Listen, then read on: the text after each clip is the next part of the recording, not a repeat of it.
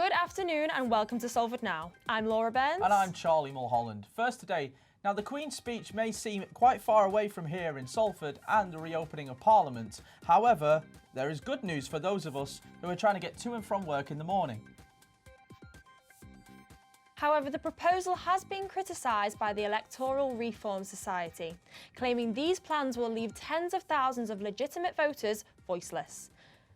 Ollie Thorpe, our presenter, has more to say.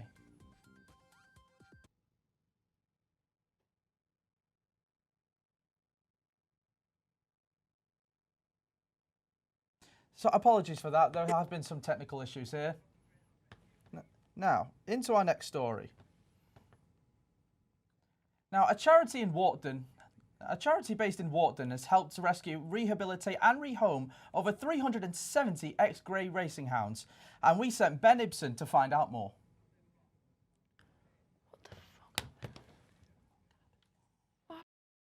Specialise in rescuing, rehabilitating and rehoming ex-racing greyhounds of all ages. Started off with one dog and then we've rehomed over 300.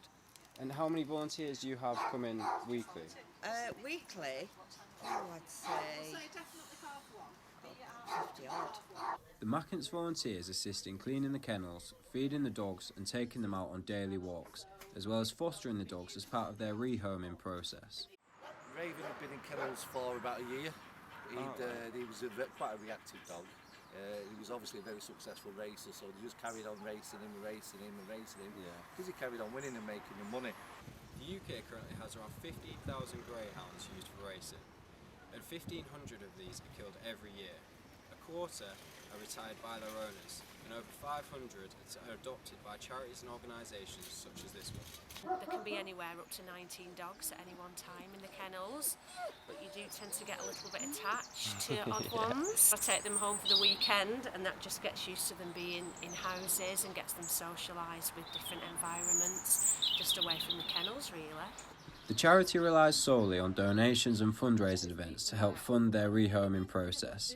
The fundraising events take place every week, all year, in and around Greater Manchester. You see them past me, my house, and I wonder where these guys hang out. So I found them on the website and found they wanted volunteers.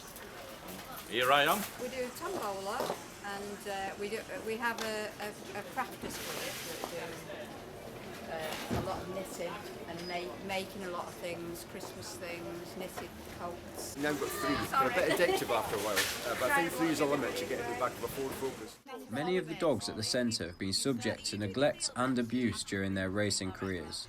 All ex-racers have national greyhound identification numbers tattooed in their ears to identify each dog. So far, they have successfully rehomed over 370 dogs during their 5 years of existence. The majority that come in have raced, so they either come to the end of the racing career through their age, or they've been injured, or some of them never make grade, so we get them in and they might only be 18 months, 2 years old. Ben Ibsen, Salford Now. Yeah, that's right, okay. Now, the Queen's speech and the state of opening Parliament can seem a really long way from here in Salford, but there's some positive news for those of us who are trying to get to and from work in the morning.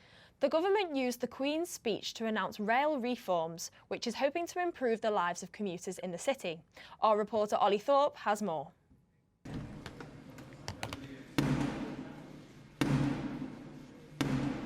The state opening of Parliament.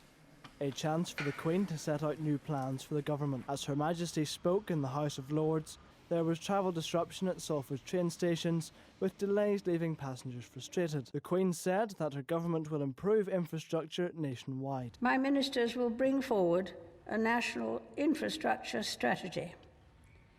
This will set out a long-term vision to improve the nation's digital, transport and energy infrastructure. New legislation will help accelerate the delivery of fast, reliable and secure broadband networks to millions of homes. An aviation bill will provide for the effective and efficient management of the United Kingdom's airspace. Proposals on railway reform will be brought forward. The decision comes after months of disruption for the people in Salford, and today people have been reacting to the news. Well, certainly Northern Rails does need to change.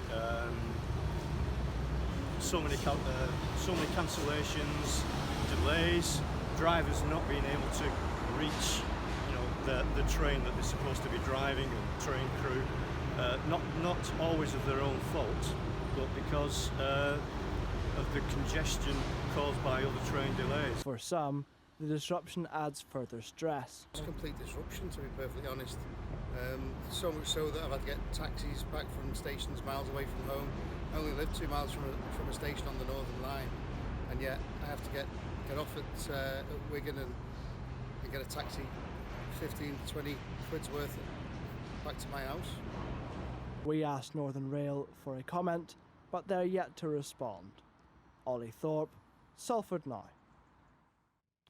Also in the Queen's speech today, the government announced plans to tackle electoral fraud with the introduction of mandatory voter ID. However, the proposal has been criticised by the Electoral Reform Society, claiming these plans will leave tens of thousands of legitimate voters voiceless. Now joining us on Skype is Professor of Politics at the University of Salford, Martin Bull. So, hello. How do you think this proposal will affect residents in Salford?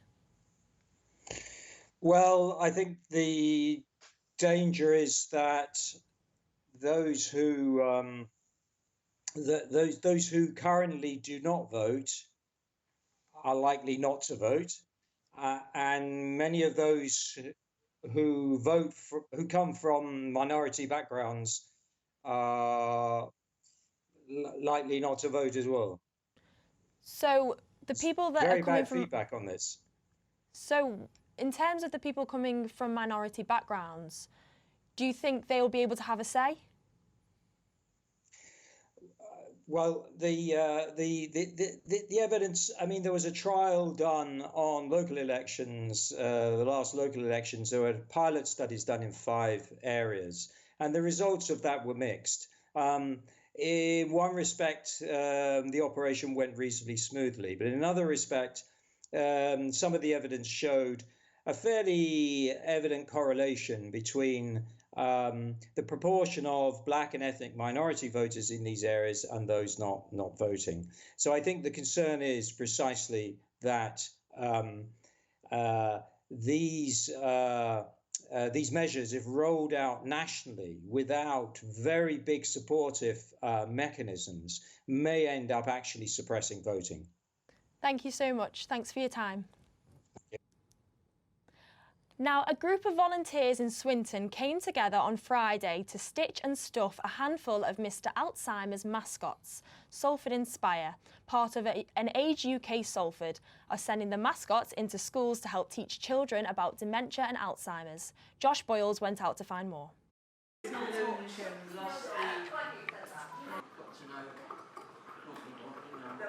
Helped with copious amounts of tea, coffee and an incredibly warm atmosphere, this group of volunteers are looking to raise awareness of dementia one stitch at a time. They're making Mr. Alzheimer's mascots. This little character acts as a tool to allow children to learn more about the effects of dementia. The Mr. Alzheimer's project is a product of Age UK Salford Inspire and aims to raise awareness of Alzheimer's and dementia in children. Thought up by Inspire member Joy Watson, the Mr. Alzheimer mascot enables children to become more familiar with the condition by asking questions. It was born out of my concern for my 2 granddaughters. They were having problems with Nanny keep saying silly things and keep doing silly things, and they weren't able to voice their concerns. So I thought, well, if they had something that was neutral, like a toy, they could talk to the toy about, Nanny, and Nanny sometimes shouts or swears. So that's how it started. I made the toy and they took him home and they took him to bed and just chatted to him. And I thought, well, it's benefiting my 2 girls, maybe it could benefit a few other children. We've had a lot of feedback, we've had lots of feedback from the schools and things like that. So we found that some of the schools have come back and said, Joe Bloggs has told us about the grandma. We didn't even know that they were living, with a family member living with dementia. dementia. So it's actually raised awareness within the school as well of how they can then support the child's well-being as well, really. While the aim of the project is to raise awareness of the condition, the act of getting involved in arts and crafts has also helped the volunteers cope with living with dementia. People from the Poppy Day Centre, they come and they just enjoy looking at the colours of the materials and fiddling with the material. So we try to open it up to anyone. So we try and get across that you don't have to be a sewer. You know, you can stuff the guy if you want. Mr. Alzheimer's may be prevalent across Salford right now, but Joy has bigger plans for her project. My dream would be that it would be rolled out nationwide. I've had conversation with the Health Secretary and I'm looking to talk to the Education Secretary with a view to having it on the curriculum maybe or something. But it's just a tool, in my view, to run forward with helping the next generation to have some dialogue about dementia and then to see how they can help. Joshua Boyles, Salford Now. Now imagine you won £20,000 from a bet that you made for your team to make the Rugby League playoff final and the star player to win Player of the Year. Well, that's exactly what happened to Salford's Gary Smeaton, who placed the bet back in January, but the bookmaker is not paying out at William Hill. Ellie Camp has more. It's a dispute that's gone viral. William Hill are refusing to pay over £23,000 to Salford Red Devils fans who placed a double bet in January. Gary Smeaton and his friend Chris Shenton placed a bet on the team to finish in the top 5 at the end of the season, and another for Jackson Hastings to be named the Super League's Man of Steel. Expected a nice cheque going into our account of £23,400, and instead they were prepared to offer us £1,700, and it was, just not happening. Now, Salford Red Devil fans are speaking up about the dispute. We went into the pub before the game and people were coming up to me and saying, have you been paid out on that bet yet? And people had recognised me from the TV and people knew me anyway. It's just come out that it's literally everybody is telling us, look, there's no reason why they're not paying you out. Nobody can see that there's a reason why they're not going to pay you out. Behind me here is the William Hill branch in Swinton where Gary Smeaton and Chris Shenton placed their bet. But William Hill are refusing to pay out the full amount, citing human error among other factors. A spokesperson for William Hill said, unfortunately, we are unable to make a statement whilst the bet goes through the IBAS process. But we would just like to reiterate that IBAS are impartial adjudicators and we will adhere to their recommendation. Now Gary believes this ordeal will change the way people view betting. People are now questioning betting on what they actually put on that bet slip, and they're kind of going up to the counter and going, can I have this bet now? It's opened a massive can of worms, this. I'm not going to let it drop, even if I've got to stand out there with banners to say don't come into the shop and stop people going into the shop, I will. It might not have been a victory for Red Devils at the weekend, but there is hope yet for Gary and Chris.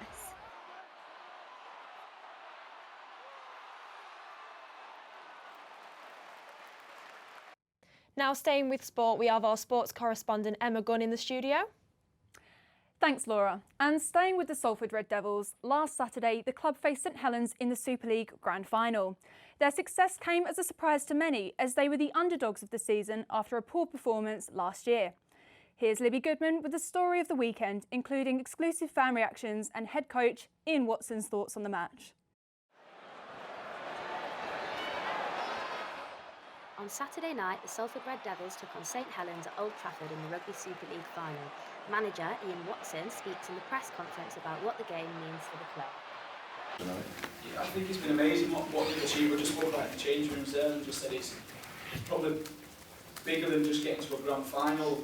It looks like the boys have kind of got people to kind of fall in love with their rugby team again in Salford. So on just that side, hopefully it can help to build the club from ground upwards. That's what we need to do at Salford, and build a foundation like what St Helens have got, where you can bring young kids through and you can take into a grand final and build on that, and hopefully we can keep some of the supporters that I've got behind us at the back end of this year, and they can keep coming in, and then we can build a proper team. The game finished 23-6 to St Helens, and although this is a loss for Salford, it seemed that the fans still had an enjoyable time. They got to the final. Ian Watson got him here. It's outstanding. I lost for words, really. It's a shame that they've lost, but you know, it's what it is, isn't it? But I'm sure they'll be back again to carry on playing like this, and you know, Ian Watson's there. You know, so he'll carry on, and that's it. This is Libby Goodman reporting for Salford Now. Go on, Salford! Now, this week is Malnutrition Awareness Week. Poor nutrition in order to cut weight is a common issue in combat sports. This has multiple implications on a fighter's mental and physical health. Owen Togger interviewed Salford MMA fighter Steph Murray about his battle with these issues. The work rate that I put in, you know, you are allowed those treats if you train hard.